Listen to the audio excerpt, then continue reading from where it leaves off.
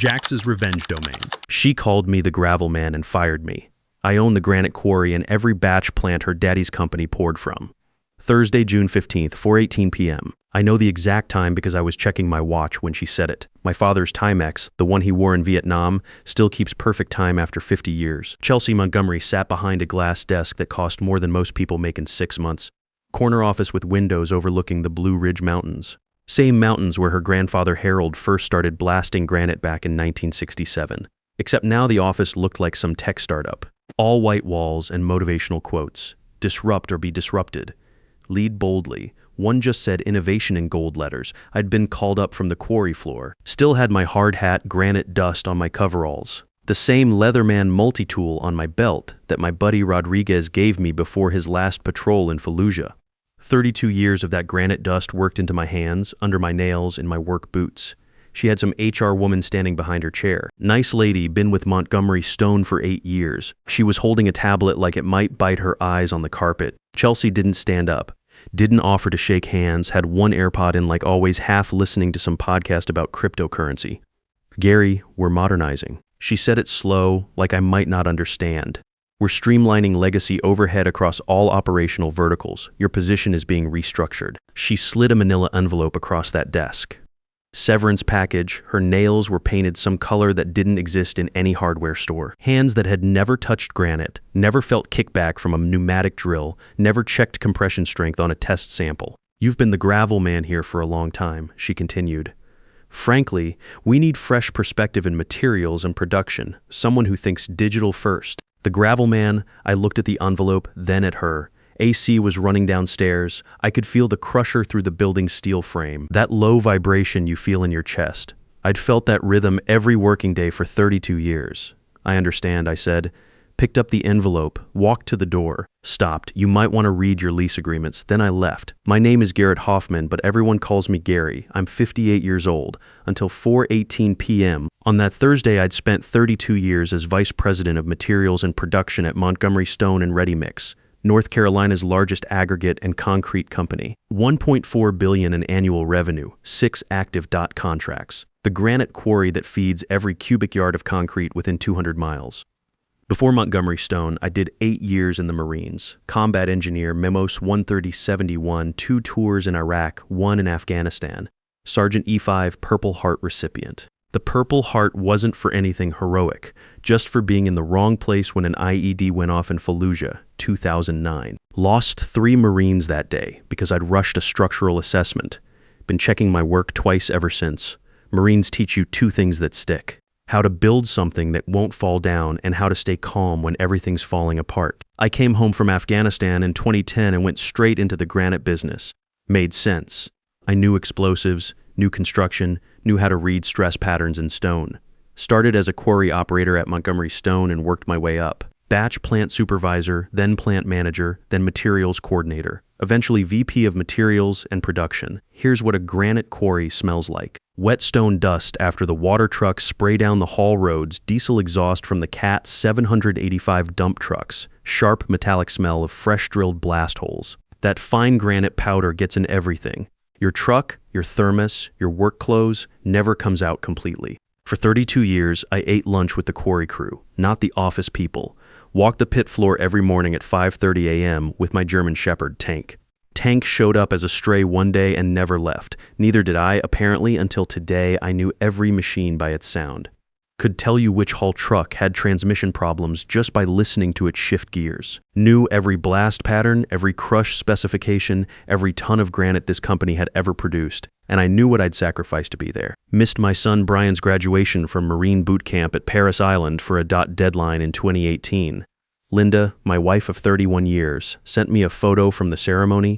Brian in his dress blues, looking just like I did at 19. That photo's still in my wallet. Worked Christmas Day 2019 during a plant expansion. Came home at 10 p.m. to a cold plate Linda had left wrapped in foil. She never said a word, didn't need to. But the sacrifice that mattered most happened in 2010. That was the year Montgomery Stone nearly died.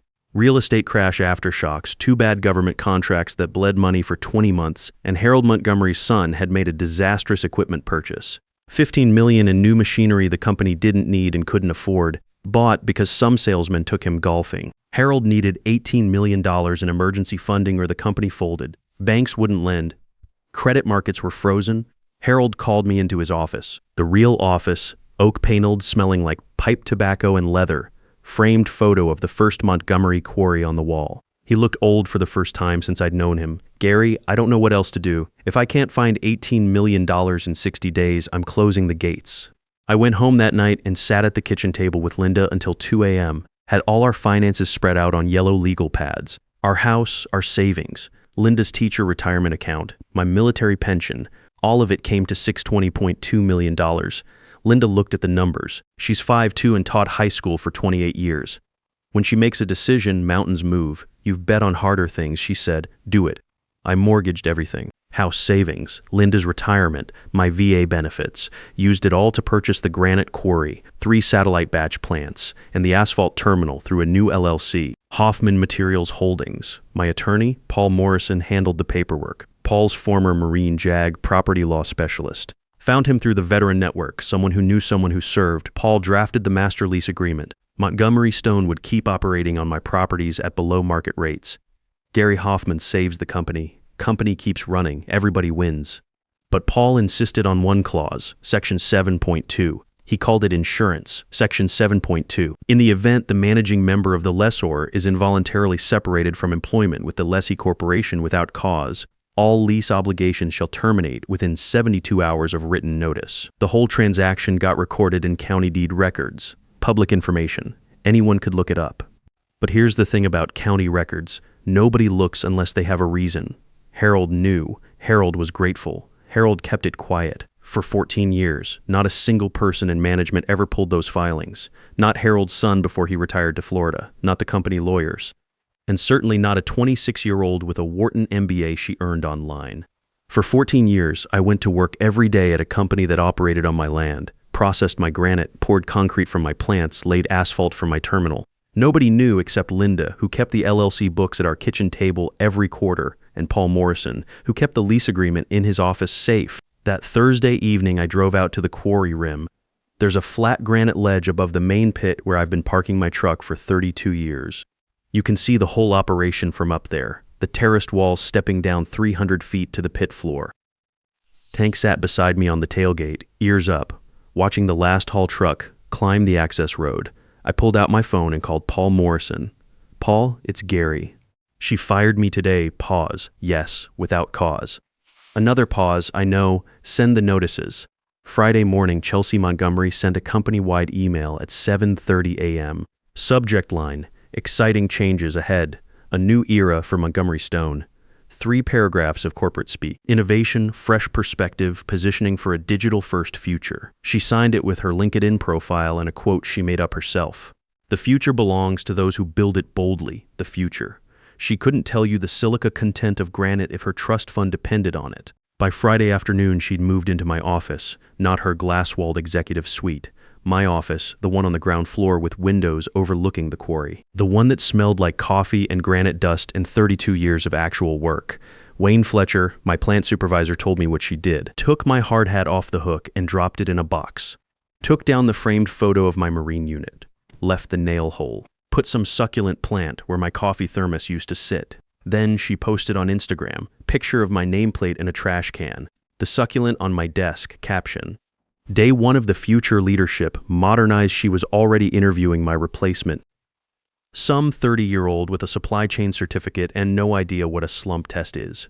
Kid had never set foot in a quarry, probably thought granite came from a catalog. She hired him Monday, Saturday night. Wayne texted me.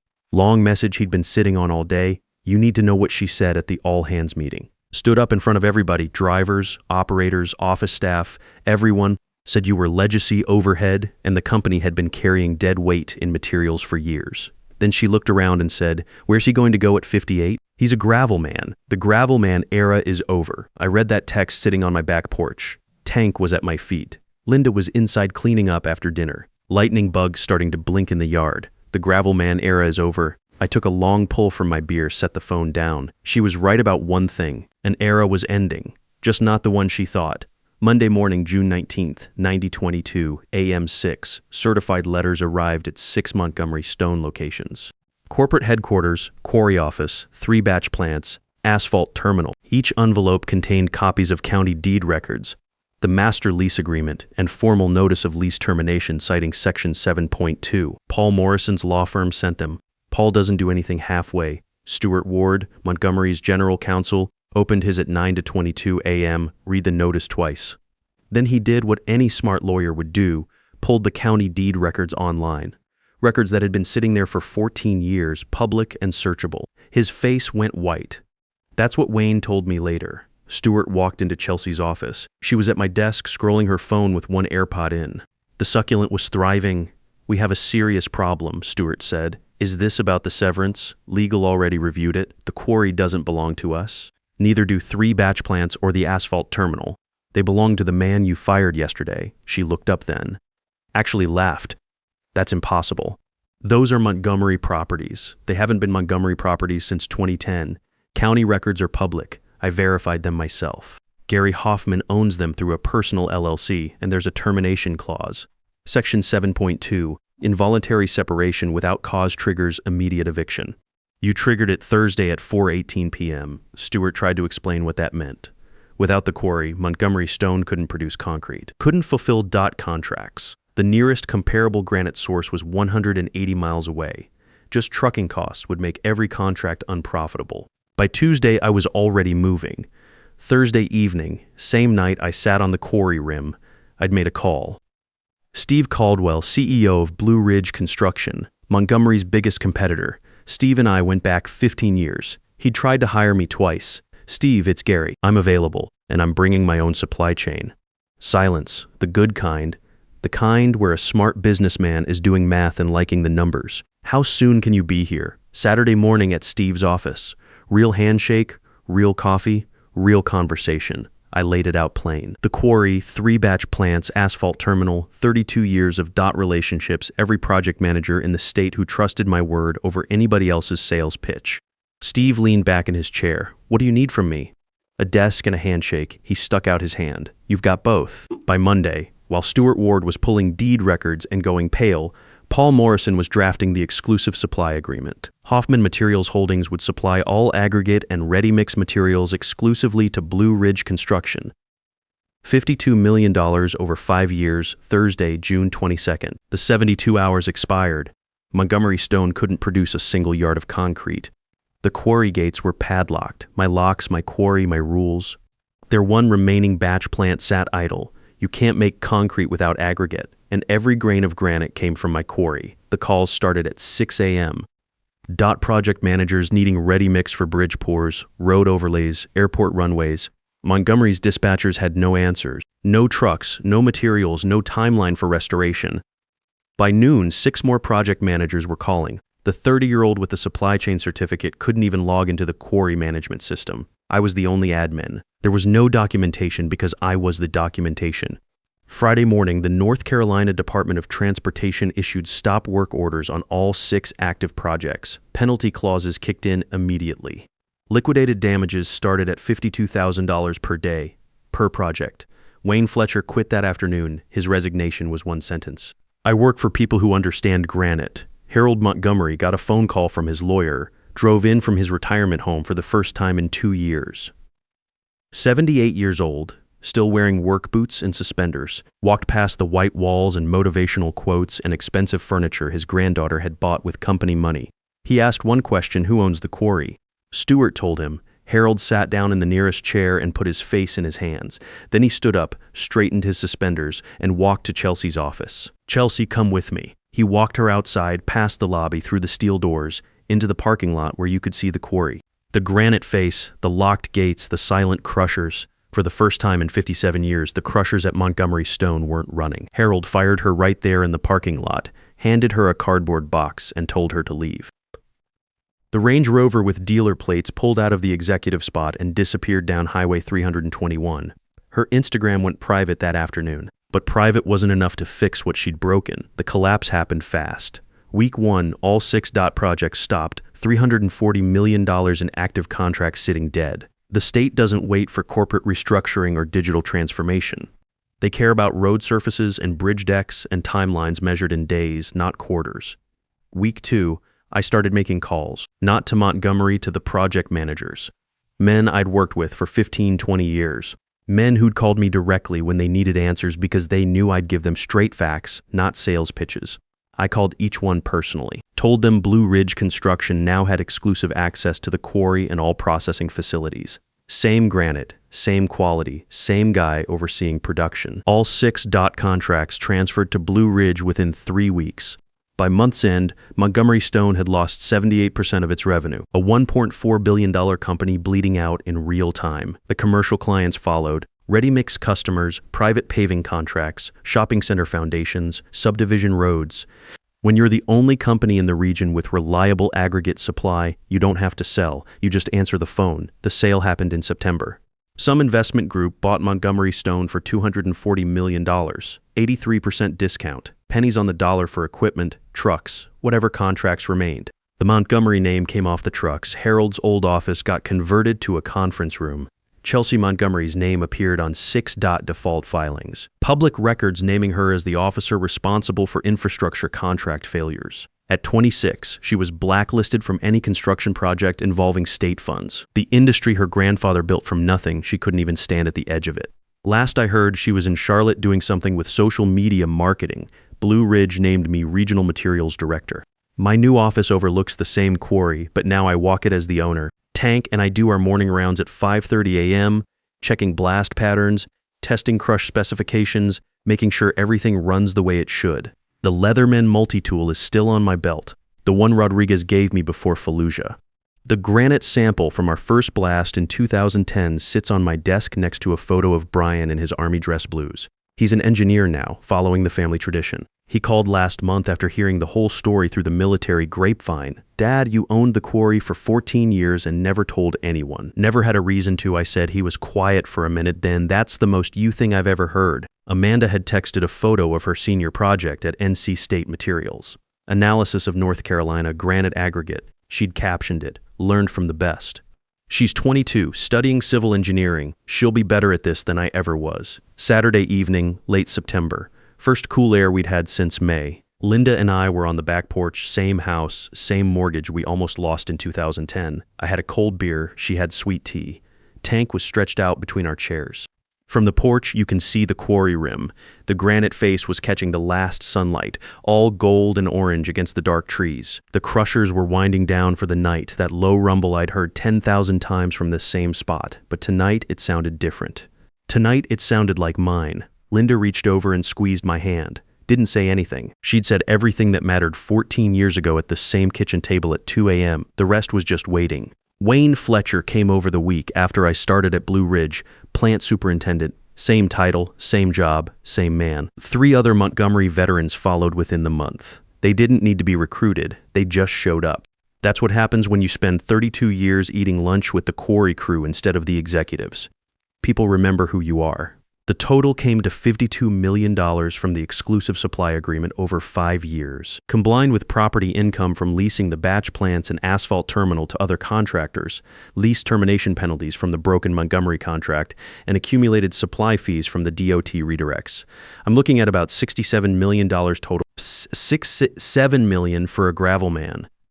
The industry notices when something like this happens. Word gets around fast in the construction business. Other contractors started calling, asking if I had capacity for their projects. Turns out owning the only high-grade granite source within 200 miles makes you pretty popular.